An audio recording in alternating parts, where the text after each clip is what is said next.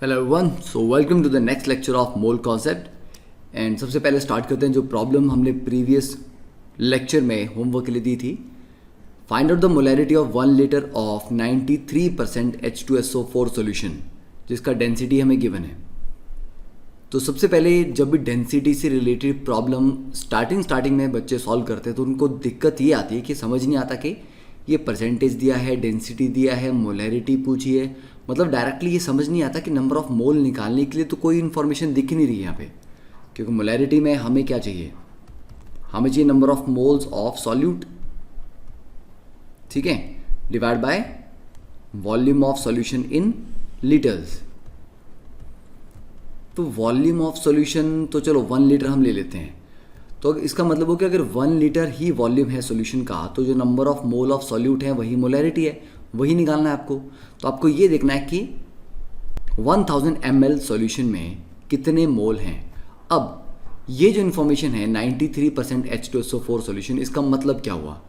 इसका मतलब पहली बात, it means we have 93 gram H2SO4 in percentage दिया है, तो परसेंटेज बाय वेट या कुछ डिफाइन किया नहीं है। इसका मतलब क्या होगा, हम ये मान लेंगे कि यहाँ पे 93% वेट बाय वेट ही है। तो 93 ग्राम H2SO4 इन 100 ग्राम सॉल्यूशन, ठीक है, इतना हो गया कि 100 ग्राम है, 93 ग्राम है। अब ये देखो कि हमें तो 1 लीटर सॉल्यूशन दिया है, तो 1 लीटर सॉल्यूशन का मतलब हो गया 1000 ml। तो 1000 ml 100 ग्राम में अगर 93 ग्राम है तो 1000 में कितना होगा? तो पहले आपको ये पता होना चाहिए कि ये 1000 ml इसका वेट कितना होगा। 1000 ml को आप 1000 ग्राम नहीं ले सकते, क्यों? क्योंकि डेंसिटी की वैल्यू यहाँ पर गिवन है। तो 1.84 ग्राम पर ml का मतलब क्या हुआ कि 1 ग्राम का वेट है 1 ml का वेट है, 1 ml का वेट है 1.84 ग्राम। ये मतलब उसका 1.84 ग्राम पर ml। तो 1 ml का इतना है, तो 1000 ml का कितना हो जाएगा? 1840 ग्राम। तो 100 ग्राम में इतना है तो 1840 ग्राम में कितना हो जाएगा? तो हमारे पास आ जाएगा weight of H2SO4 in 1 litre या 1840 ग्राम सॉल्यूशन कितना होगा? उसका 93%। तो 93% ऑफ 1840 कितना आएगा? 93/100 इंटू 1840 ग्राम्स, दैट इज 1711.2 ग्राम। तो ये आ गया आपके पास कि H2SO4 कितना है। अब H2SO4 कितना है, इससे हम नंबर ऑफ मोल्स निकाल सकते हैं, ठीक है। तो मोल्स ऑफ H2SO4 कितना आ जाएगा? उसका गिवन वेट जो कि 1711.2 डिवाइड बाय उसका मॉलिक्यूलर मास 98 आ जाएगा 17.46 मोल। अब क्योंकि वॉल्यूम ऑफ सॉल्यूशन 1 लीटर ही दिया हुआ है तो यही वैल्यू हमारे पास फिर मोलैरिटी की भी आ जाती है। तो जो डेंसिटी के क्वेश्चन हैं इनको एक बार अच्छे से समझ लिया तो डायरेक्ट आप इसको स्टेप बाय स्टेप करके प्रैक्टिस करोगे तो क्लैरिटी ज़्यादा आएगी। हाँ, इसके ऊपर आपको बुक्स में फॉर्मूलाज भी मिल जाएंगे डेंसिटी वाले, पर फॉर्मूला इतनी ज़्यादा जब आप पढ़ते जाओगे आगे की चैप्टर्स भी आएंगे तो आप फॉर्मूला के ऊपर ज़्यादा डिपेंडेंट हो गए और मान लो आपको फॉर्मूला भूल गया तो क्वेश्चन गया आपका।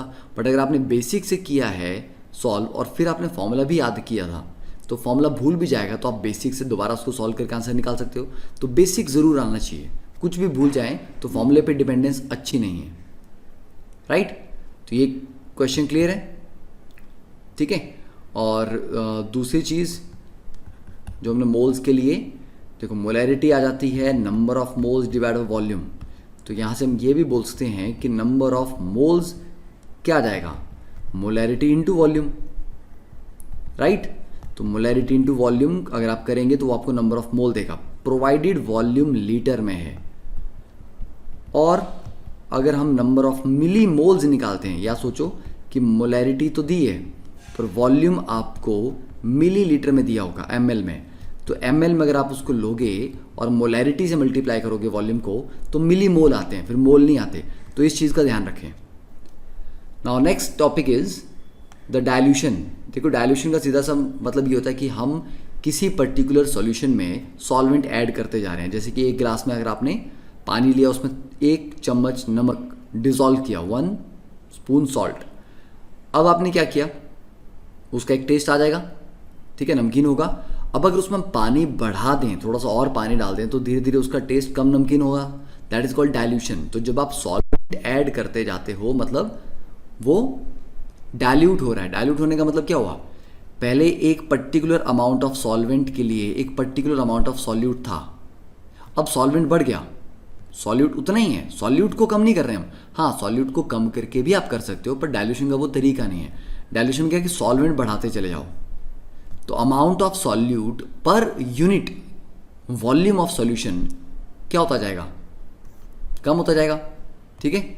जैसे 500 ml में अगर x ग्राम सॉल्यूट है, अब इसको मैं 600 ml कर देता हूँ, और ये तो x ग्राम ही रखता हूँ, तो पर 100 ml कम हो गया ना ये। तो जैसे जैसे सॉल्वेंट बढ़ाते जाएंगे, amount of solute per unit volume of solvent कम होता जाएगा, या सॉल्यूशन कम होता जाएगा। तो during dilution solvent is added to a concentrated solution and moles of solute remain constant. तुम सॉल्यूट को हम ना बढ़ा रहे हैं ना घटा रहे हैं, तो they remain constant before and after the dilution. तो this concept will be used इसको सॉल्व करने में। जैसे ये इनिशियल हमारे पास केस है, तो इनिशियल यहाँ पे ये जो ब्लू कलर से this is the solvent, and जो येलो कलर में दिस इज द सॉल्यूट। तो स्टार्टिंग में हमारे पास सॉल्वेंट भी है, सॉल्यूट भी है, तो सोल्यूशन बना हुआ है। अब इसमें सॉल्वेंट हमने और डाल दिया, तो ये जो येलो कलर के डॉट्स हैं ये नहीं बढ़े, पर सॉल्वेंट बढ़ गया, तो ये है फाइनल सॉल्यूशन, ठीक है। ये था इनिशियल सॉल्यूशन, सॉल्वेंट ऐड करने के बाद डाइल्यूट हो गया, तो ये फाइनल सॉल्यूशन है विच इज डाइल्यूटेड। तो डाइल्यूटेड दोनों में पहले भी नंबर ऑफ मोल उतने थे, फाइनली भी नंबर ऑफ मोल उतना ही है, ठीक है। तो इस केस में हम क्या लगा सकते हैं कि moles of solute before dilution of solute after dilution. तो ये कॉन्सेप्ट लगा लेंगे। तो अभी नंबर ऑफ मोल कैलकुलेट करने के लिए मैंने कहा था क्या करना है, मोलैरिटी। तो लेट अस से बिफोर डाइल्यूशन जो इनिशियल सॉल्यूशन था उसकी मोलैरिटी थी m1 और उसका वॉल्यूम था v1। आफ्टर डाइल्यूशन नई मोलैरिटी आई होगी m2 और वॉल्यूम भी चेंज हो गया v2। तो इनिशियल जो सॉल्यूशन था उसमें नंबर ऑफ मोल थे, molarity into volume, that is m1 v1 is equal to m2 v2। तो जब भी आप ये इक्वेशन कहीं भी यूज करते हैं, इसका मतलब यह है कि आप number of mole of solute को कंजर्व कर रहे हो, राइट, समझ आ गया। अब इसके ऊपर हम एप्लीकेशन एक क्वेश्चन देख लेते हैं। देखिए question number 42, how much volume of 0.2 molar K2Cr2O7 is required to prepare 100 ml of 0.04 molar K2Cr2O7 solution. तो फर्स्ट ऑफ ऑल हम सॉल्व नहीं करते, इसको पहले समझते हैं। देखो आपके पास 0.2 मोलर सॉल्यूशन है, फाइनली बनाना है 0.0 मोलर का, तो ऑब्वियसली बात है इसकी मोलैरिटी हाई है, तो ये हायर कंसंट्रेशन का है, तो उसको आप कंसंट्रेटेड ले लो, और ये जो कम है ये डाइल्यूटेड है, ठीक है। अब ये वही चीज़ होगी कि आपको अगर मान लो एक गिलास जूस बनाना है तो जूस कंसंट्रेट कितना लगेगा, ठीक है, कि हमारे पास जूस कंसंट्रेट दिया हुआ है, इसकी ये कंसंट्रेशन है, और हमें एक गिलास जूस बनाना है 100 ml बनाना है, उसकी कंसंट्रेशन इतनी होनी चाहिए, तो कंसंट्रेट कितना डालेंगे, ये वही काम एग्जैक्टली सेम चीज़ है वो। तो कंसंट्रेटेड सॉल्यूशन में या इसमें K2Cr2O7 में आप क्या करोगे, पानी मिलाओगे, पानी मिलाओगे डाइल्यूट होगा, डाइल्यूट करते करते करते वो इतना डाइल्यूट कर देना है, ठीक, राइट। पर जो अमाउंट ऑफ K2Cr2O7 था that was same before and after dilution. तो हमारे पास इनिशियली है we have 0.2 molar and after dilution इसको हम कन्वर्ट कर रहे हैं 0.04 मोलर में।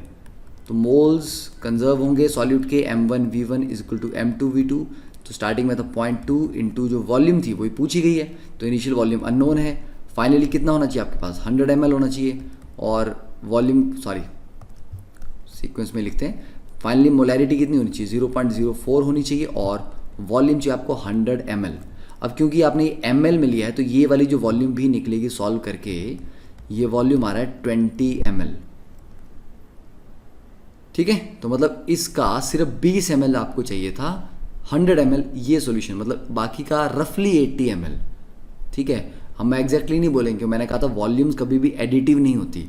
तो हम क्या करेंगे, एक जो भी कंटेनर जिसमें आप डाइल्यूशन कर रहे हो, पहले हमने 20 ml ले लिया, ठीक है, this is the 20 ml concentrated K2Cr2O7 ले लिया।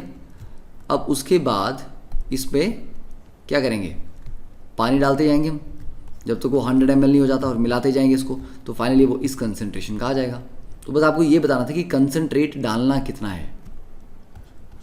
Then question number 43, given the molality of find the molarity of 1 litre of water. तो 1 लीटर ऑफ वाटर की मोलैरिटी निकालनी है, ये प्योर वाटर है, तो pure water is not a solution.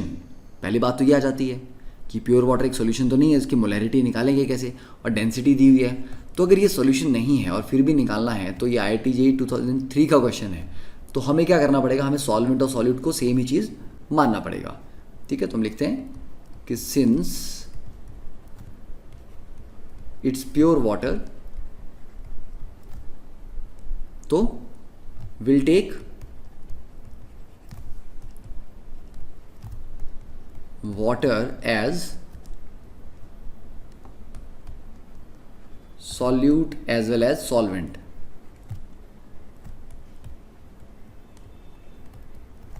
ठीक है, ये हो गया। तो सॉल्यूट भी यही है, सॉल्वेंट भी यही है, और डेंसिटी आपको दी है। तो मोलैरिटी निकालने के लिए हमें नंबर ऑफ मोल चाहिए। तो मोल्स ऑफ सॉल्यूट, और सॉल्यूट कौन है, वाटर। तो वाटर था कितना, 1 लीटर दिया हुआ है आपके पास। अब डेंसिटी थी 1000 किलोग्राम पर मीटर क्यूब। जब डेंसिटी 1000 किलोग्राम पर मीटर क्यूब होती है, 1 मीटर क्यूब में 1000 लीटर होते हैं। तो मतलब 1000 लीटर का 1000 किलोग्राम है, मतलब 1 ml का 1 ग्राम हुआ, तो 1 लीटर का 1 किलो हुआ, 1 kg।